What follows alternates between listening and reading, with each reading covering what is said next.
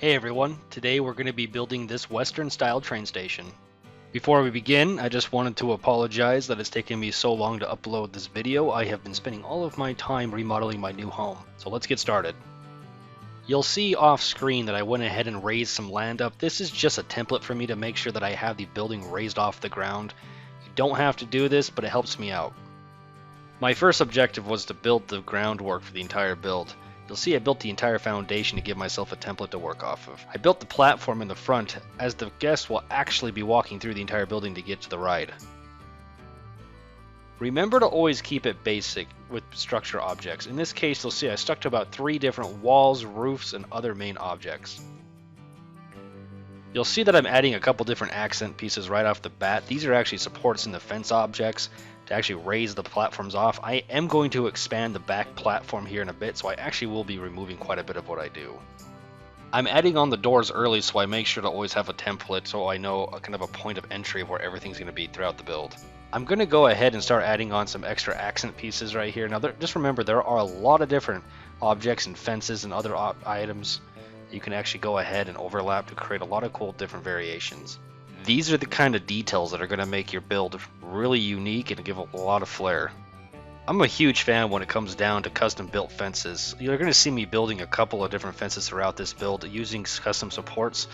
Now you're going to see I'm having a little bit of an issue here getting objects to populate, and that's because there are corrupted elements on the actual grid that I forgot to remove, as I did actually copy this map from a different build I was working on and forgot to remove them. I do remove these off screen using the tile inspector. Remember that there's a lot of different custom supports and posts that aren't compatible with each other, so make sure you're actually looking through what you're using, as they all have different heights and different areas on the actual grid itself. Also, another quick reminder that might really help out a lot of people is always make sure that when you're using a quarter scale item that you're actually very aware with how you're building it on the actual grid. Otherwise, you're going to have a lot of clipping issues and a lot of glitching.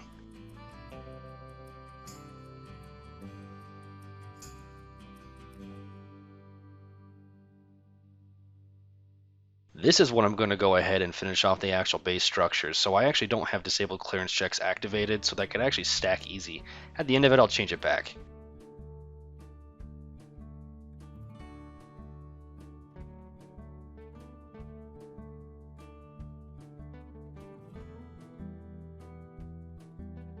A lot of people have a lot of issues with when it comes down to roofs. Make sure that you try to get a little creative with it. Don't always go the same direction across the entire building. This way it gives a lot more depth. And remember, there's a lot of different angles when it comes to these objects as well, so really play around with them. In this build, I have 2 very different variations of buildings going on here. Now, I actually am using a real-life model from this, and this is pretty similar to how it's going. It seems to be that it has a wood structure on one side and then a cement building on the other. As you can see, this is kind of when I start reimagining what I'm doing, and I actually expand across the actual foundation and change some of the objects out.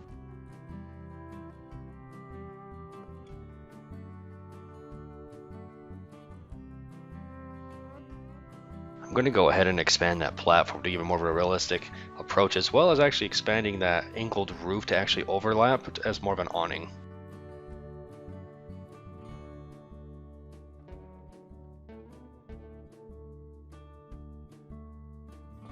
You'll see there more of those corrupted elements are getting in my way that I removed off screen.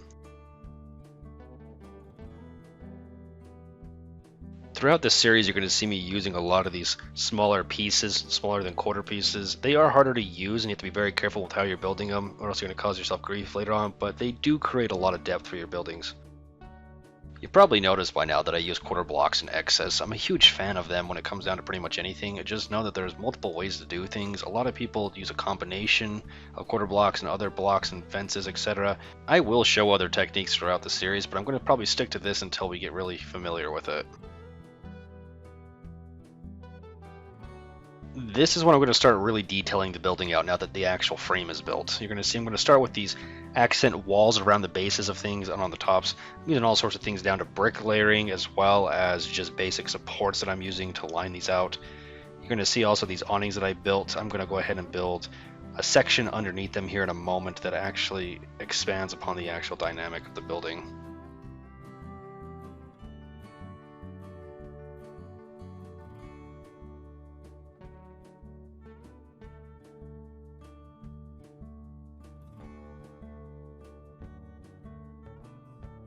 This is where I'm going to start continuing more with those accent pieces, those custom railings, as well as some signs and supports you're going to see me adding here in a moment.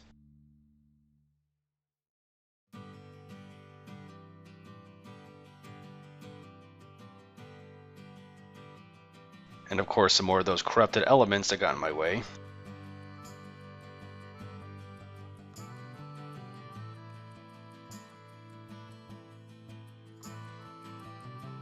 This is when I add on some wooden fringe underneath those awnings to give it some more depth and diversity upon the actual building itself, so make sure it stands out.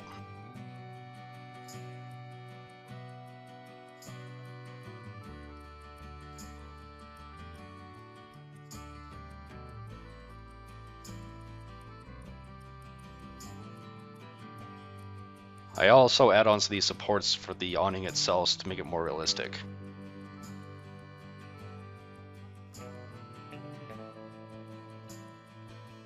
Make sure you're not sticking with the same exact item across the entire build itself as well. As you can see here, I'm using some thicker supports to actually hold up the awning. This will help keep your build really interesting.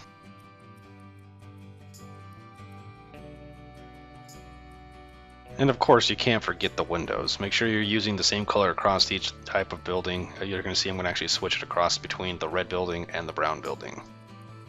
This is a technique I like to use quite often as well, adding these supports on around the facade of each side of the buildings to give each of the corners more or less a distinct look, just because if you don't, sometimes they like to blend in a lot.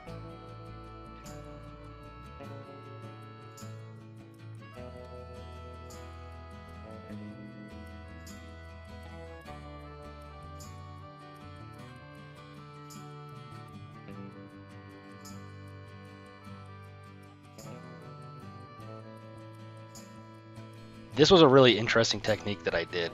This door is obviously not going to function, so they are going to clip through it, but you know what, at the end of it, it still looks really good.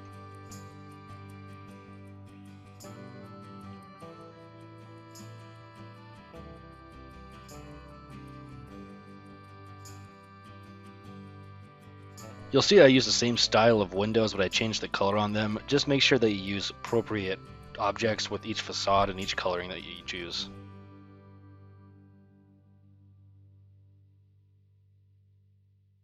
I added this sign and then went ahead and created angled supports to make it look more realistic.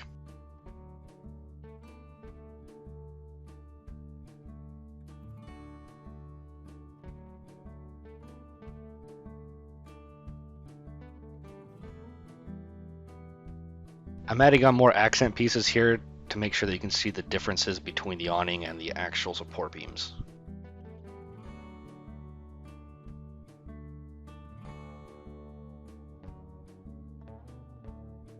I went ahead and added on a chimney here. Now, one thing people will forget on massive builds is the fact that there's wind. Make sure your flags and smoke all go the same direction.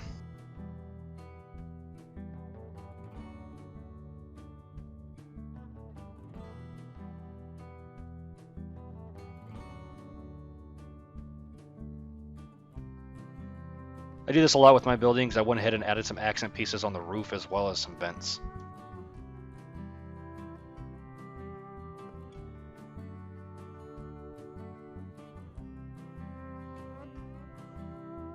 Remember, it's all these little tiny details that you do that really give your buildings all that unique design that make them really stand out.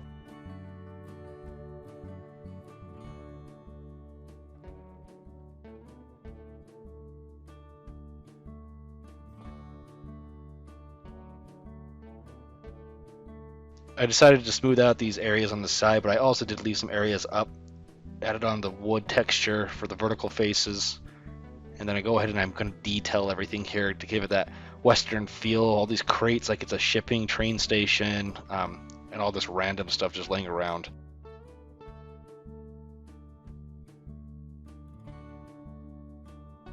And of course, you can't forget the foliage. Even though it's in the desert, you can't neglect that. It's still going to give it that extra uniqueness that you really need. In this case, you can see all the little bits of grass and also some cactus and some bushes. Make sure you rotate things. You don't want everything to be so uniform when it's supposed to be in a natural environment.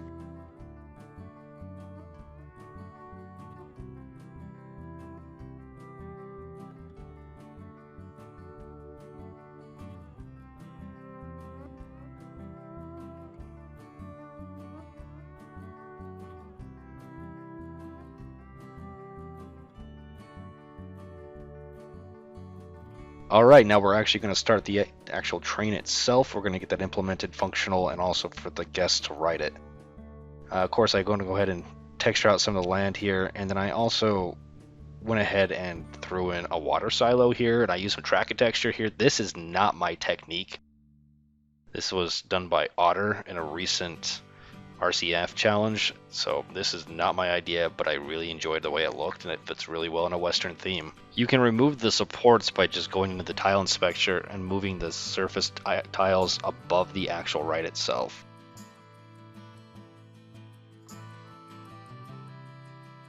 I did a lot of trial and error here, changed out the supports quite a bit. At the end, I am okay with the way it ended up.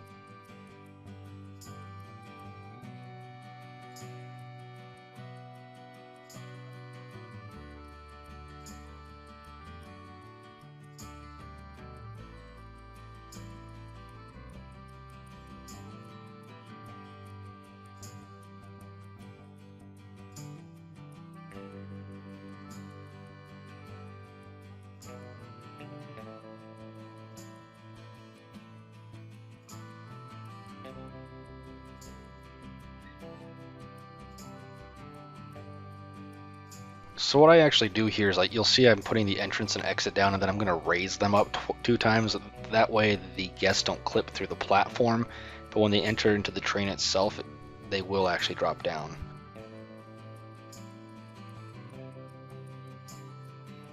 I'm going to go ahead and turn on the arbitrary ride cheat so I can change the track into a mine train coaster as it looks more Western than the original track does, and then I'm going to individually mark each piece of the station platform in invisible. And then I'm going to copy one of the pieces of the track over onto each piece. This way you don't see the station platform and it blends in with the surroundings.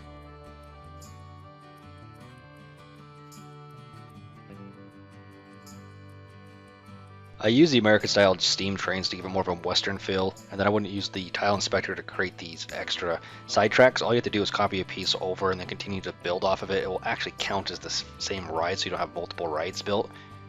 And then just make sure you turn on disable clearance checks so you can actually overlay them. Make sure to turn the entrance invisible.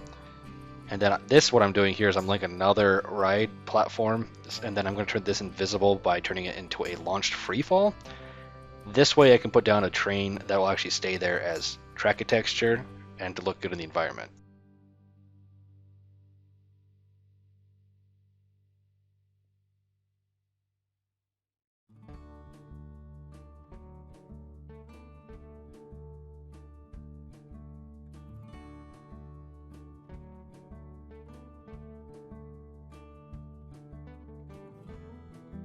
I don't know what the technical terms are for these. The X is made out of wood to stop the trains, etc. They are just a decoration that I came across Googling around and finding references.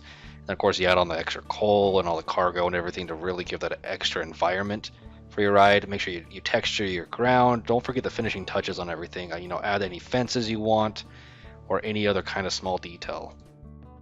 I'm going to finish this off by building the actual paths to make this functional. You can use the invisible path, just know that when you go through scenery, sometimes it breaks the path, so I typically just build out the path itself and then mark each one individual.